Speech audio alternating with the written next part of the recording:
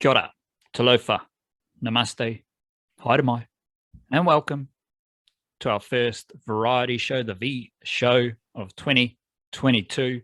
We are back with our regular podcast programming. So actually yesterday we recorded the Patreon podcast, so that's a fresh little one. The Patreon podcast is live.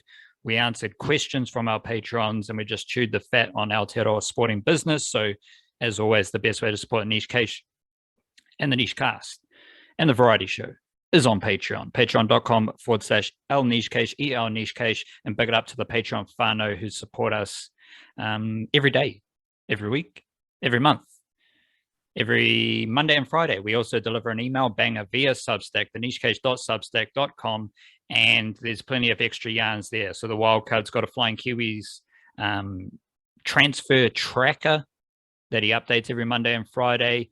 I'm dropping one rugby league note every single email. And of course, there's Super Smash deep cuts. There's all sorts of Kiwi sporting notes and whatever else we want to chuck in there. So big it up to all the people who have subscribed to our email banger. Every Monday and Friday evening, you get everything from the Niche Case straight into your email inbox. thenichecase.substack.com. And of course, we are always writing about Aotearoa sport at theniche-case.com in honor of broadcasting Aotearoa sporting excellence. We keep it funky on the variety show. We deliver a smorgasbord, a buffet of Aotearoa sporting topics, and just bits and pieces. The Niche Cast that we record on Thursdays, that's just an almighty Kiwi sports yarn, and we just go deep into a bunch of different things. Here for the variety show, we keep it fresh, we keep it funky. Hold tight, hold steady, ja bless yourself, and we start our variety show, Wildcard, with a dose of mindfulness. Hit us up. Brah. Yeah, this is from, believe, an ancient Zen master of some description named Sing Shan, who says, "Be not concerned with right and wrong. The conflict between right and wrong is the sickness of the mind." So in trying to be right or not be wrong, however you want to do it, that's the wrong thing. Which is incredibly not mindful of myself here. I'm sick. I've got the sickness of the right or wrong. Yeah, like I guess it's a lot of these quotes have like the actual meaning is not necessarily the literal meaning, it's the metaphorical meaning, where I guess in this case we're talking about the idea of like it's not whether or not there is a right or wrong, although if you're going into like the deep Buddhist school, they would say there is not right or wrong, there just is. And I'm guessing that's probably where this fella's coming from. But the more applicable meaning is like, don't get hung up on right or wrong, which is very quickly getting into the idea of like should be and, how things should be versus how they are. And if you're focusing on how things should be, then you're kind of living in a fantasy world, That's 100% true, but also it just goes back to our mindfulness. I think we did last Thursday where I was just chucking labels on things. And because when you say that's right or wrong, you're just chucking a label on it. Yeah. Instead of it is what it is. So it's kind of a double whammy here. Of course, we've got to ground ourselves. We don't live up in the stars. We live here on planet Earth. So we ground ourselves with some practicality. So some practicality around moving away from viewing things right or wrong, whether it's a celebrity and their choices and you're like, nah, he made the wrong choice. And this is why this is happening to this specific person who made the wrong choice. In this example, he's a man who plays tennis and we don't care because this is an example of our mindfulness. It's whatever Novak Djokovic is doing, for example, is not right or wrong. It just is what it is. And then you come back to our grounded state here and you're like, well, that person cut me off. Yeah, fuck that guy. He's in the wrong. No, it's not about who's right or wrong. It's about how you react to what happened. And through moving away from right and wrong, you're just keeping yourself on an even keel, moving through the ocean. You know what I'm saying here? Yeah, it keeps you from overreacting one way or another as well. It's another useful what do you call it? Application where, yeah, like one of those, what's the, I can't remember the dude's name, the poet, Kipling's poem where he's like, I can't remember what the line is, but there's something in there about like taking the, I'm gonna have to look it up if I'm gonna get it right, but it's, yeah, taking the good things and within the same stride as you take the bad things. Like, don't overreact to the positive and don't overreact to the negative either, because one way or another they balance out. Like one will be followed by another eventually. Like, it's just a matter of time. Well, let's keep it fresh and funky here, Wildcard. You've got the vibe. You've got the flow. Do I? I don't have the flow. I don't have the vibe. I'm struggling for that creative juice. I'm struggling for the mana to come up with a poem here. So we're going different routes to start the show. You're going with a poem. I'm going with some chili bin full of takes. Let's start with your little poem. Oh, I should have had a chili bin imagery in the poem. If it was longer, I would have. But I just went with a cheeky little haiku because, as I said, I've been dropping all these mindfulness things. They're based, like, since we've come back from the year, they've all been from the same book. And so this is also something I picked up from that book. A haiku, which reads, singlet and jandals, sunblock, bears, salty chips, leather on willow.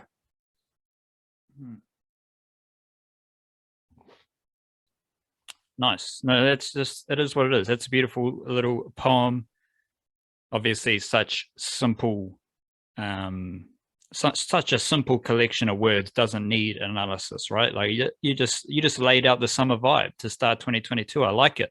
I'm gonna the intent, take that summer vibe and I'm going to add some ice into the chili bin here. Ooh. Because the biggest thing that we've had over the last few weeks has been Blackcaps Test cricket, and I've got two takes here about the Blackcaps.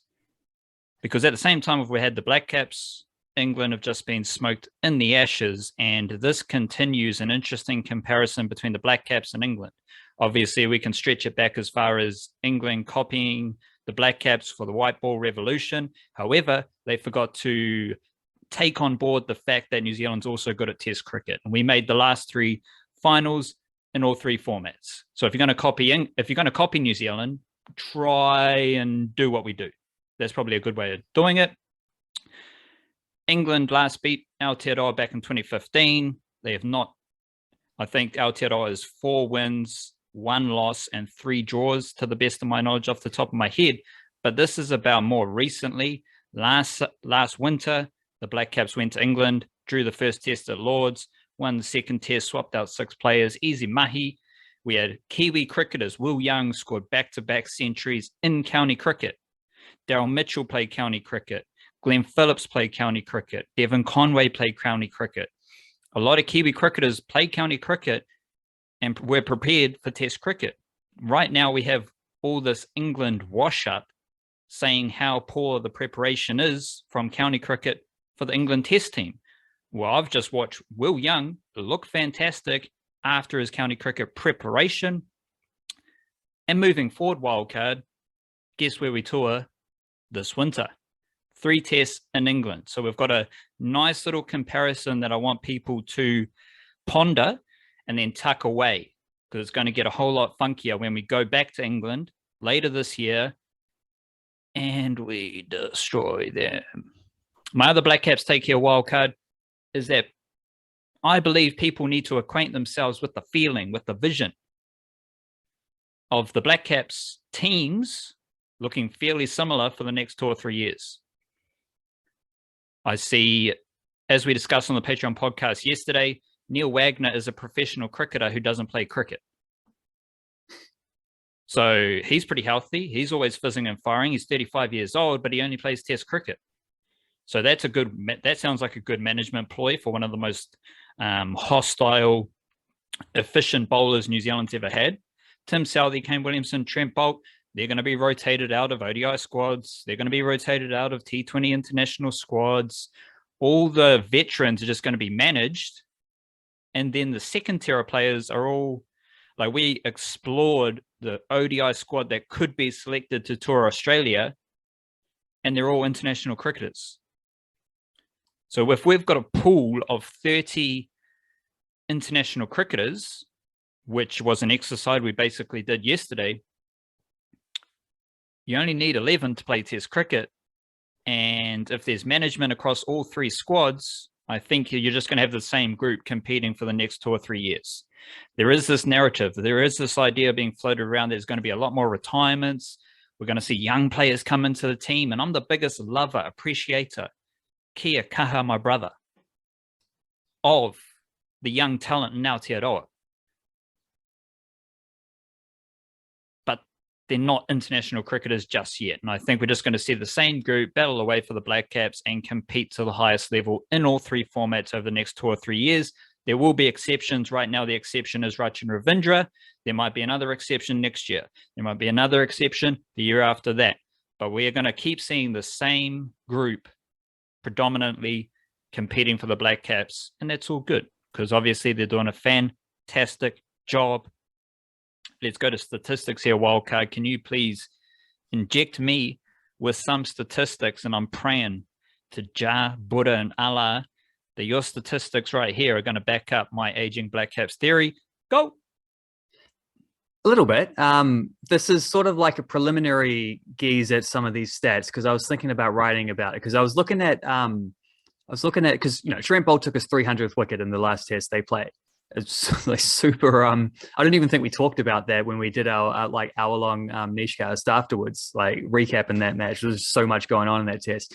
And so there was a lot about like top wicket takers and looking at some of them averages. And it struck me that like, I remember a point where Tim Southee's average was like mid-30s and slowly working its way down. And now I look at him, he's like 28 or something like that.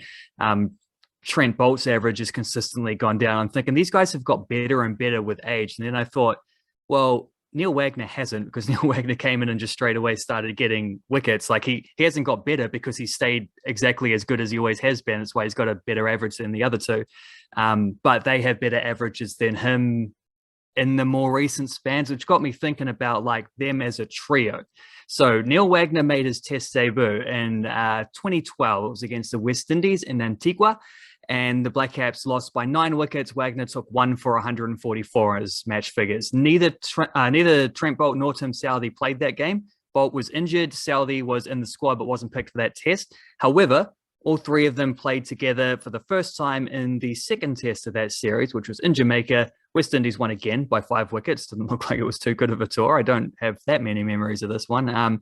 However, each of those 3 guys did take at least 3 wickets in that match. So definite improvements on the bowling front there. Wasn't actually till the 8th Test match that the 3 all played together that they won one.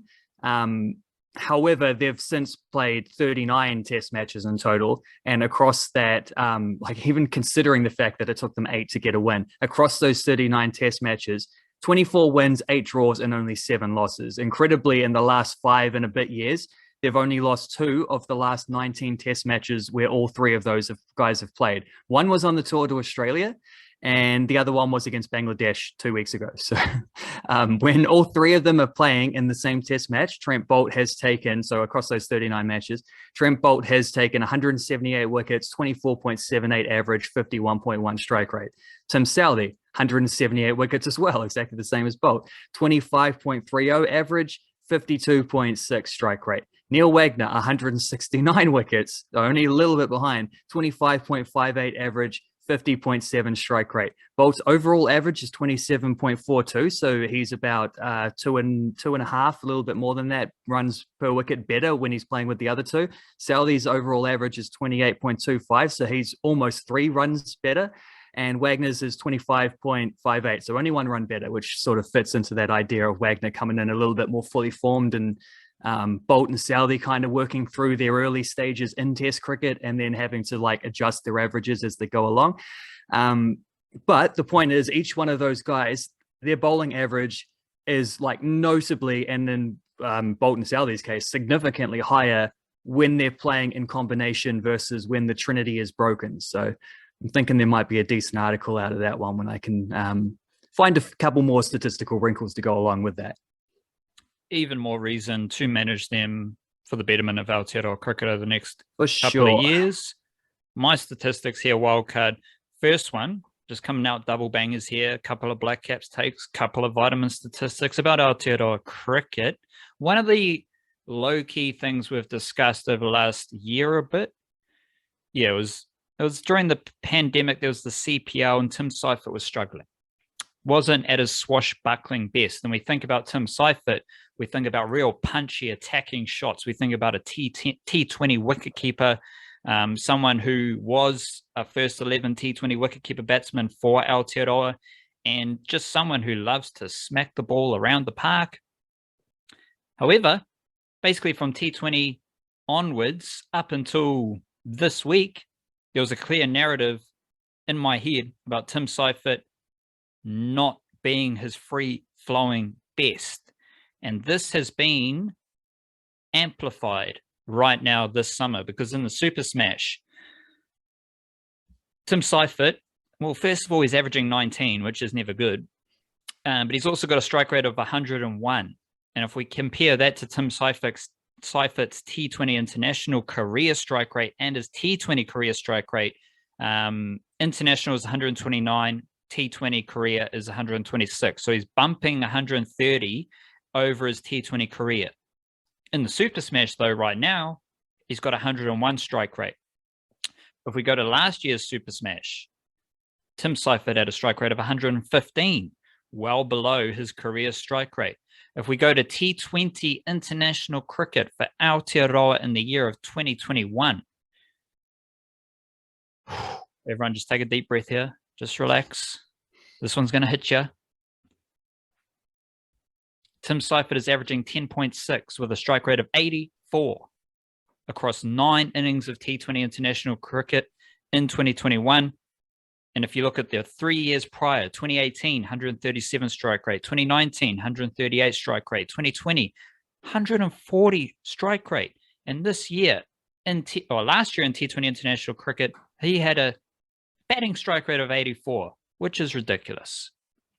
And then if we go to his last 10 innings, he has one score over 20. These do include some Ford Trophy games. So what does he have here? 3 Ford Trophy games and 7 Super Smash games, one score over 20. And that one score over 20 was a 38 not out with a strike rate of 90. So I'm not sure what's happened to Tim Seifert, but he's not Tim Seifert that we knew before. This is like Colin de Gronholm turning into Jet Raval. That's what's happening here. But it's only one. It's just Tim Seifert struggling. Not many runs and not a great strike rate. So just keep an eye on that if you're a hearty Kiwi cricket fan. And if you're a hearty Kiwi cricket fan, quick question here, wildcard. Have you heard about this idea of Mark Chapman bowling spin? Yeah, I can remember when he got dropped from the Blackcaps and Gavin Larson told him he needs to work on his bowling so they can pick him as a batting all-rounder. It would help his chances at least. I assume he's just gone on and taken 1 million wickets ever since then, a couple of years ago.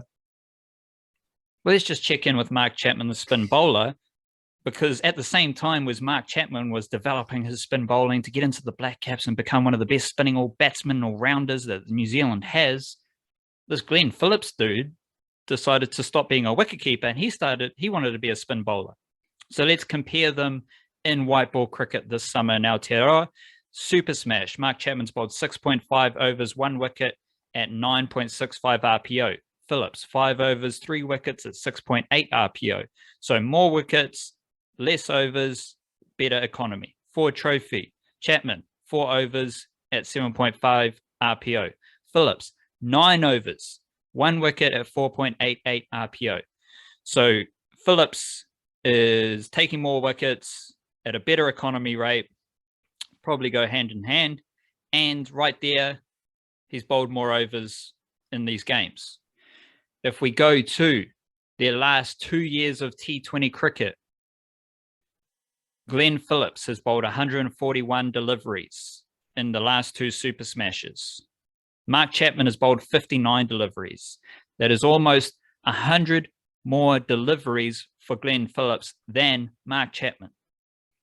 If we go to their careers, Glenn Phillips has bowled 2,209 deliveries. Mark Chapman has bowled 1,000 318 deliveries. So Phillips has bowled almost 1,000 more deliveries in this. This excludes international cricket. This is first class list A T20, and Phillips has bowled almost 1,000 more deliveries than Mark Chapman.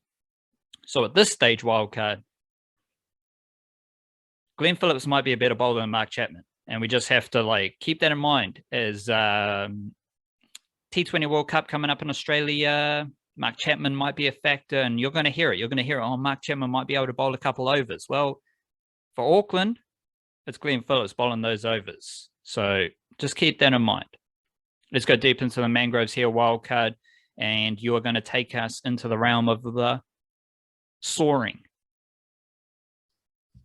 flying Kiwis. Yeah, because it is January transfer window time, and I spent enough time leading up to this month touting what a blockbuster month it could be for Kiwi footballers. So it's only fair that I now update people on how it has been going. Chris Wood, obviously leading the way in terms of done deals. £25 million to Newcastle, the most expensive Premier League transfer in history. For a player aged over 30. So there you go.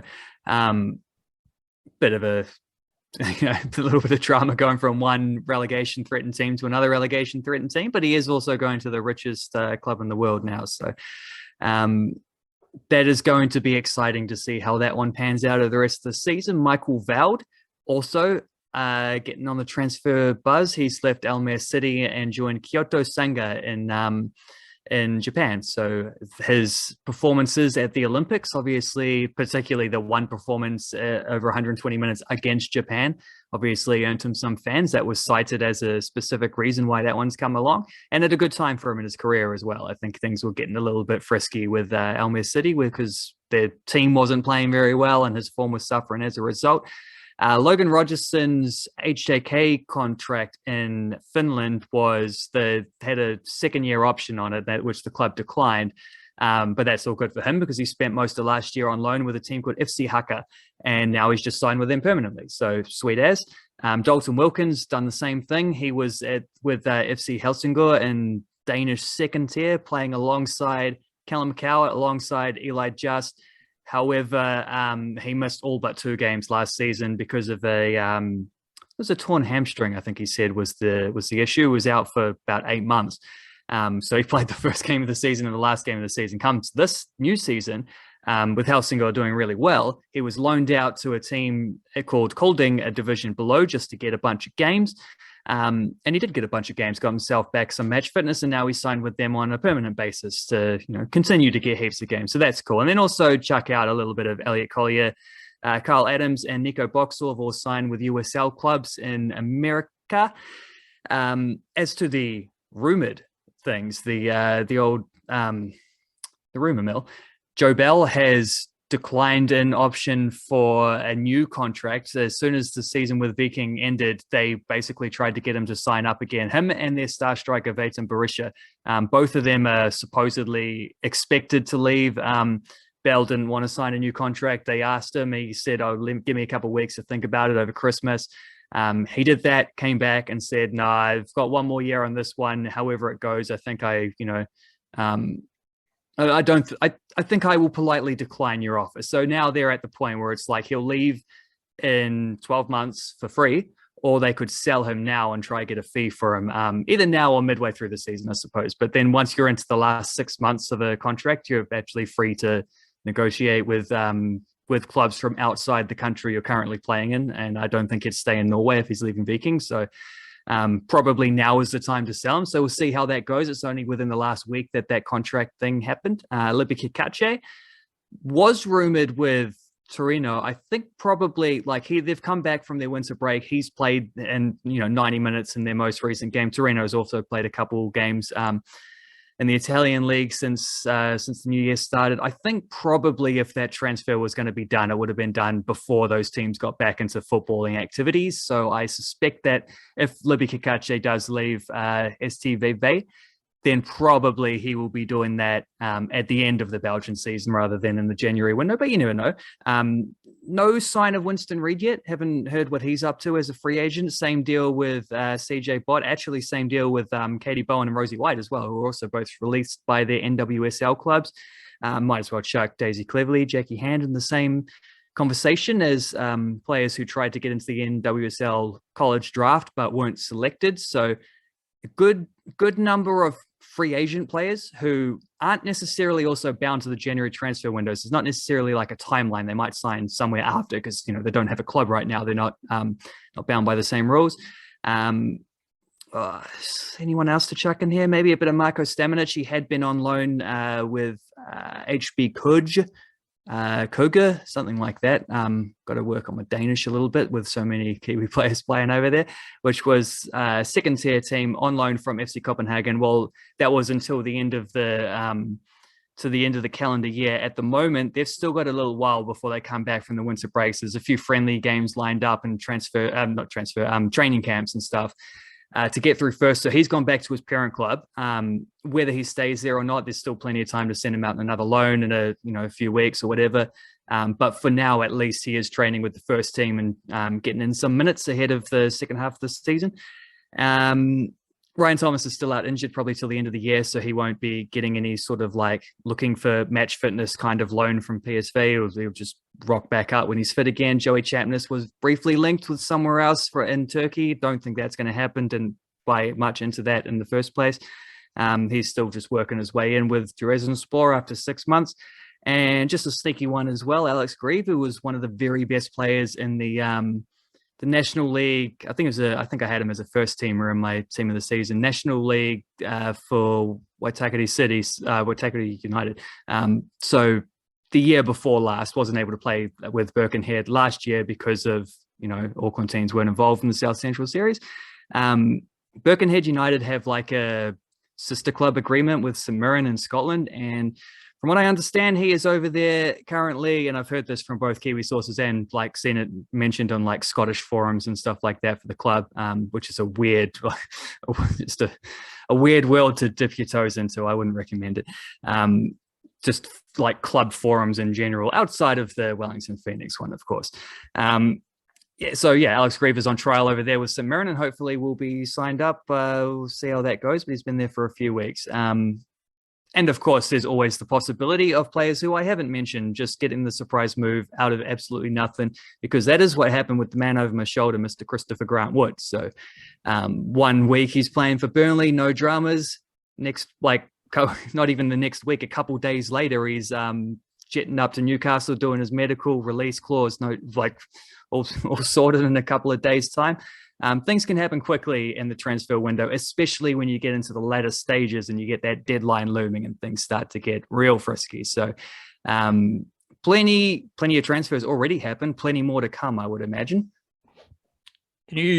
What's one word to describe Chris Wood's move from Burnley to Newcastle? There's a few I could use. Just one word. I think the word I've used the most is probably pragmatic. Pragmatic. I think beautiful. From Newcastle's point of view, it's just one word. Pragmatic. That's good. Pragmatic. Beautiful. Chris Wood leaves Burnley, goes to Newcastle in a pragmatic move. If you don't know what pragmatic means, just fucking look it up. Who cares? Rightio. Deep in my Mangroves wildcard, Michael Maguire is Aotearoa Kiwis coach, and he is West Tigers coach.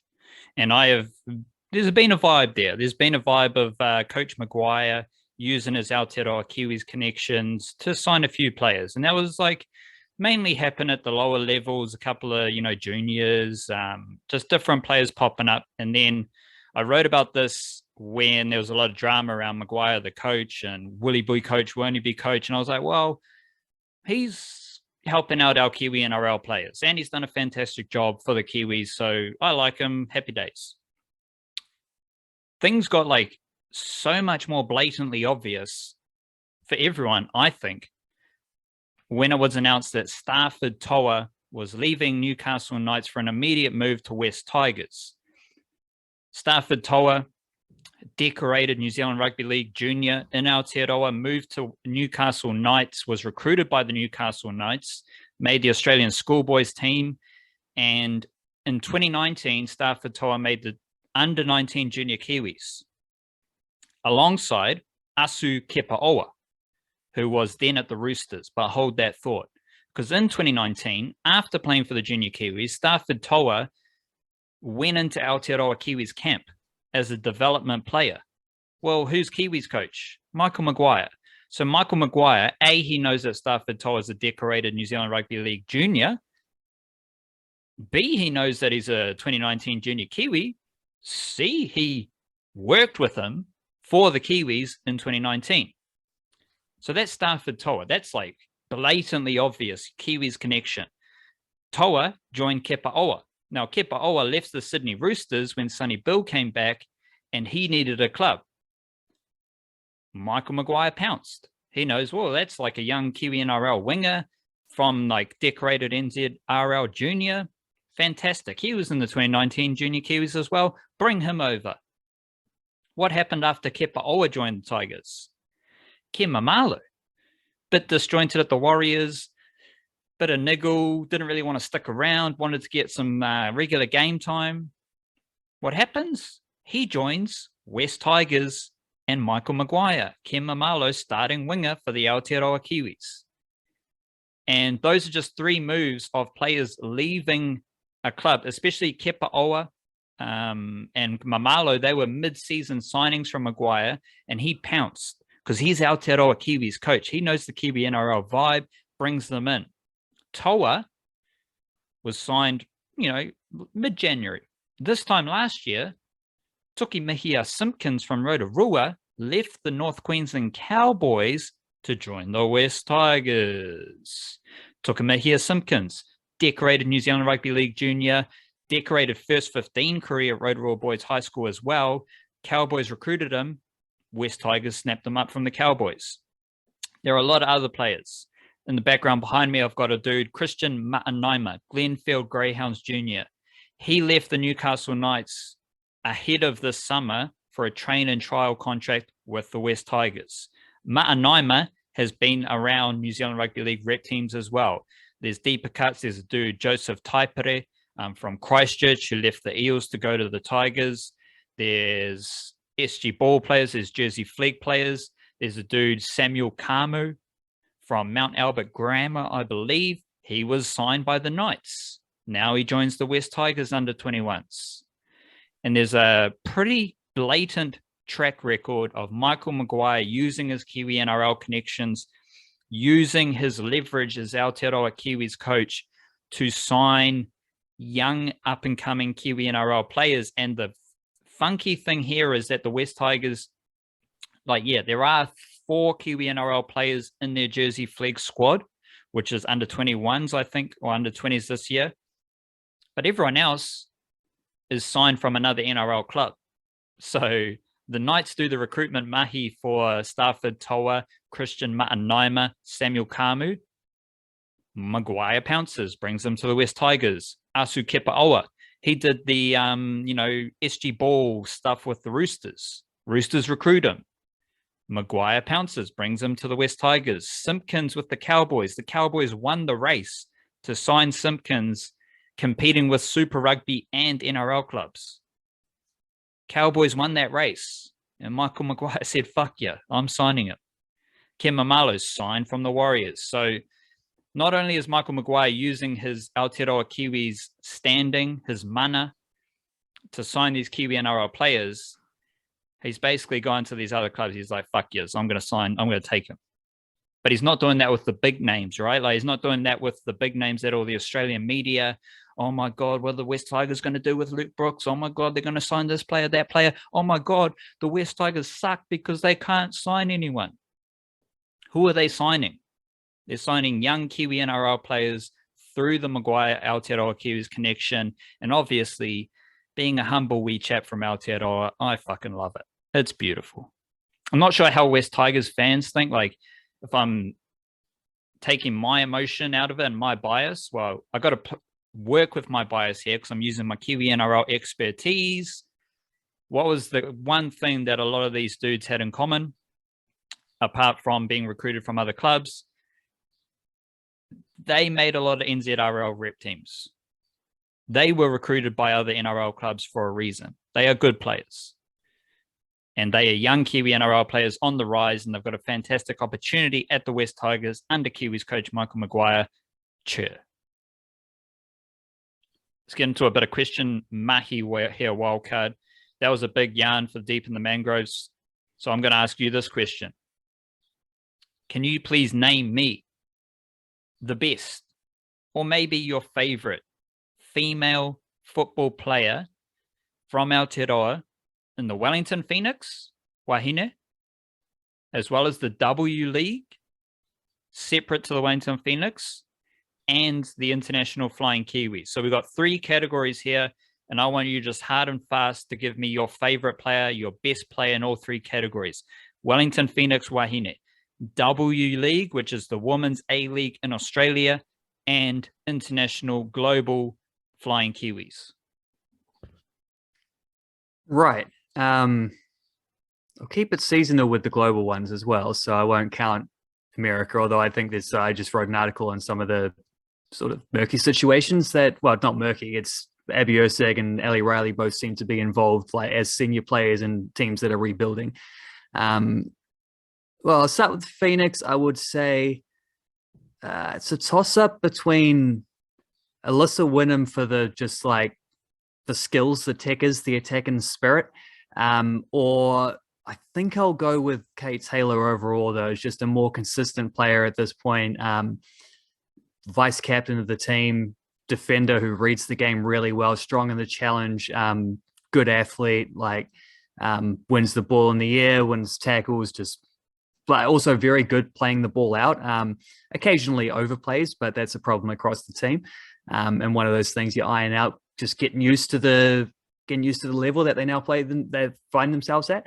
So I'll go with Kate Taylor for the Phoenix. For the A-League women's, it's absolutely no question whatsoever about Hannah Wilkinson, who's really like putting a spark in her career at the moment with just, I think she's at 8 goals from about 5 or 6 games, something like that, like better than a goal a game. She had that one game where she scored an equal A-League record 5 goals in one match in the Melbourne Derby, no less.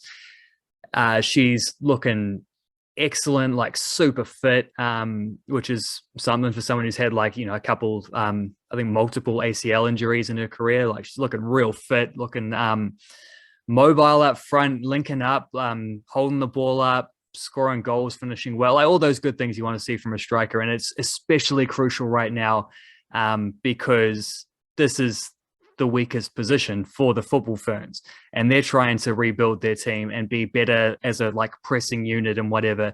And Wilkinson could have been someone who got left behind a little bit in that if she was considered to be like just purely a target striker kind of thing, like she's been used at in the past. But here you're seeing with Melbourne City, like she's running around heaps, she's pressing, she's linking up, she's doing all those things that will fit in beautifully with the football ferns under Yika Glover as well. So that's great. And then globally, it's like, not only is it not possible to overlook Ria Percival at the moment, I think it should be illegal to overlook Ria Percival at the moment, who is just absolutely bossing the show, playing every single game for Tottenham Hotspur, who played against West Ham this week.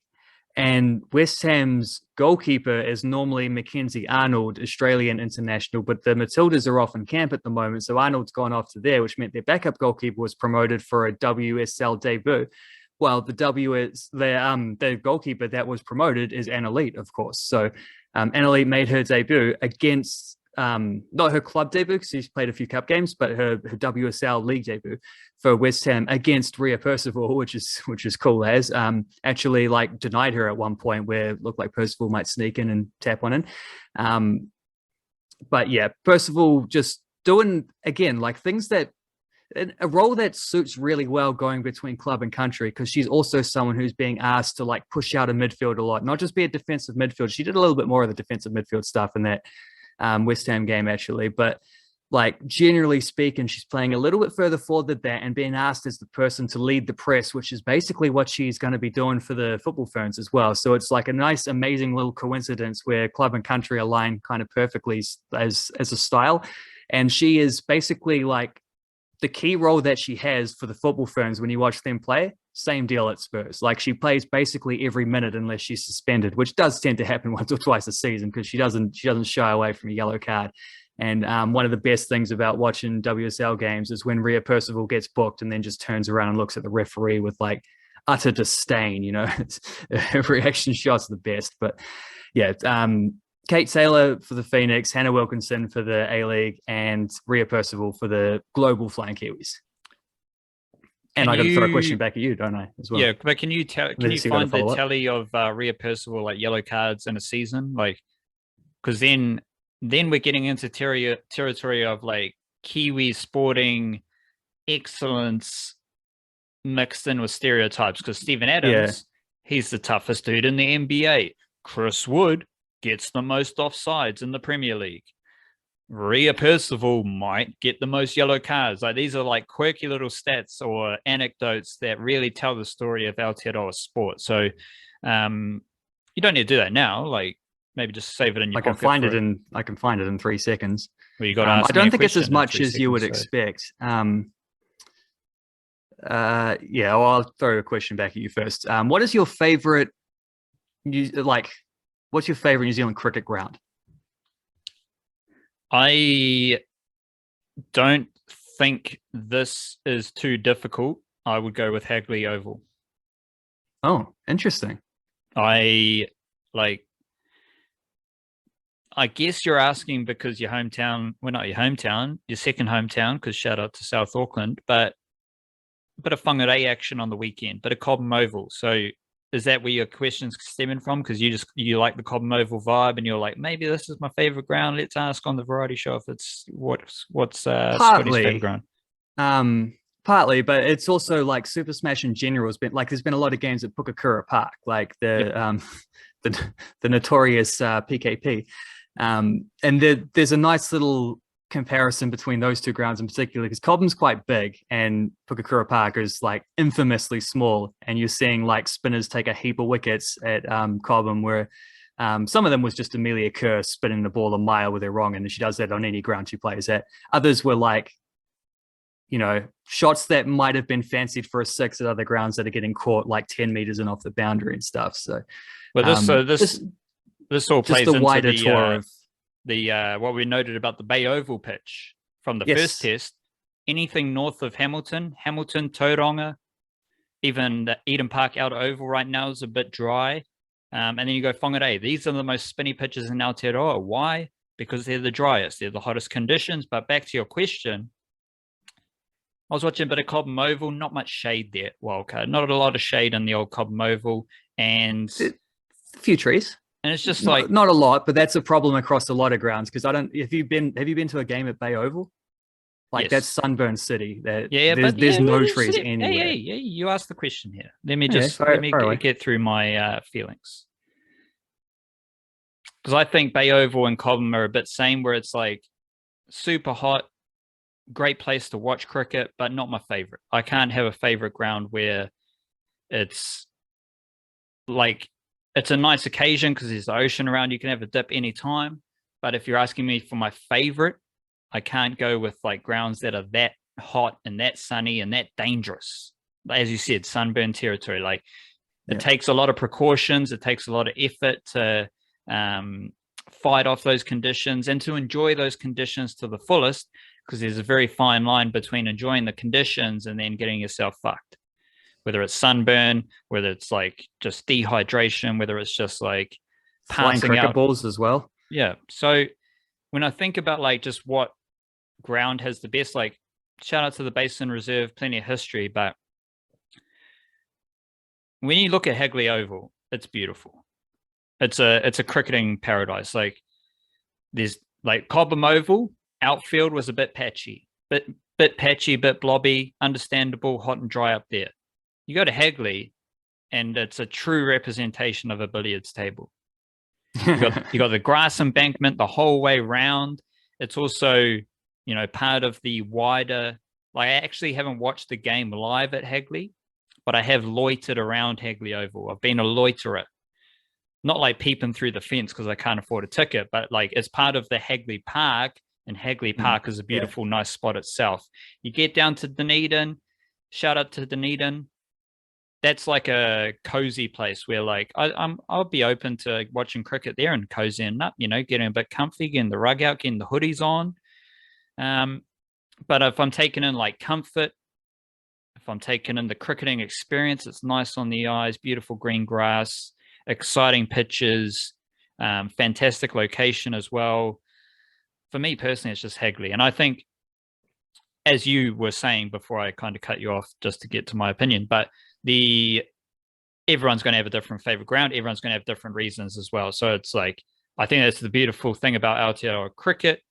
As I wrap it up here, different pitch conditions at multiple, like for a small country, every pitch has a different vibe.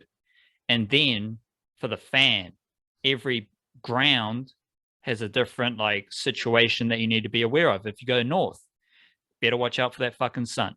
If you go into the basin, you got to watch out for the wind, any inclement weather. And at the basin, you got plenty of non-grass seating, which is nice. I think for me personally, the whole package of Hagley Oval is really nice. Yeah, I'd probably go basin reserve because I think it's a nice combination of a lot of those factors that you mentioned, and then also I would count like the history and stuff as being another. And like the old stand is beautiful and things like that. Plus, also it's kind of because they play so much there, it kind of is the home ground in a way. But I guess the main reason for the question is just because like we went through a lot of the test venues there. I mean, you can also like Pukakura Park, infamous as it is, also looks like an awesome place to watch cricket. I haven't been to a game there, but I would love to. If you're on the bank, you got to watch out for the missiles. With a helmet, yeah, you need a helmet. But that bank is cool as like and it's also unique. If only that ground was 10 meters bigger on the boundaries, but so it goes. Queenstown looks really beautiful to go to get. Like if you've been to like Nelson and Saxon Oval, I think it's called, Nelson's cricket ground is really nice as well. Napier was getting a lot of momentum in the sort of earlier 2000s until they realized that they didn't have any good drainage in that ground and they stopped playing there, but because things keep getting called off. But and the sunstrike. And the sunstrike as well. Like these are stadium issues rather than ground issues. It's quite a nice ground just in and of itself, but unfortunate circumstances around it, which can be fixed in time. And I'm sure at one point they'll have a nice renaissance there. But there's so many nice cricket grounds around the place. And the only travesty of it is that Auckland doesn't have one. I will say Eden Park out Oval's fine. Fine. It's just they need a like full on like boutique test venue. But I will say like Eden Park, for all it's not the best place to go and watch cricket, but you and I'm sure you're the same as me, have seen some absolute classic matches at that ground. Like not the best ground, no, but the quality of cricket that has been played at Eden Park over the years is astounding. Musical Jams Wildcard. Yeah. New tune from Aldous Harding. Definitely in keeping with her last album, which was a couple years ago now, I think. So, one of Aotearoa's finest, preparing a new album coming in a couple months. So definitely excited for that. New album from Garcia Peoples, one of my favorite current jam bands out there. They're real good. Looking forward to that. I think Cat Power's got a covers album as well that's come out recently. I'll have a geeze at that one as well. And I'm sure you're going to mention this, but I haven't listened to it yet, but I will get around to the new Earl Sweatshirt at some point as well. That's all I had. Earl Sweatshirt. I had a feeling. Exclamation mark. Quite short, but I'm enjoying all his albums are, they're all like 10-track specials. This one is less like sad. And that's nice. That's been a theme of Earl Switch. And you can actually see like him figuring out his shit. Like starts out with Odd Future and it's very raucous. Then he goes to Samoa and he comes back and he's like, he goes deeper into hip hop, but it's also, that's when he starts the process of like the beats get real stripped back. He works through a lot of his like stuff, his issues, his family stuff, his introspection, and those were like you think of albums like I Don't Like Shit, I Don't Go Outside type of stuff. Like the title tells you all you need to know. And then like there was that period, and now what he's working with is pretty epic. Like I've mentioned it before, one of my favorite tracks is 2010 off the new album Sick. I think that one is produced by Black Noise. Obviously, The Alchemist has a lot of production with Earl Sweatshirt as well.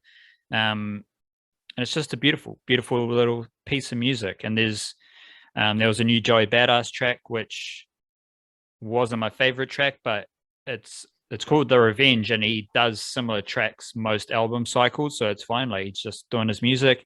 And there's new Earth Gang as well. There's a video for All Eyes on Me. So I love a bit of Earth Gang. They are part of the Dreamville stable out of Atlanta. But if you're looking for a nice little body of work to listen to from front to back, chuck on Earl Sweatshirt. Sick, bruh. That's the Variety Show. We'll be back with another episode of the Niche Cast on Thursday. Big Kiwi sports yarns. Otherwise, stay beautiful. Kia kaha. Chirp, chirp.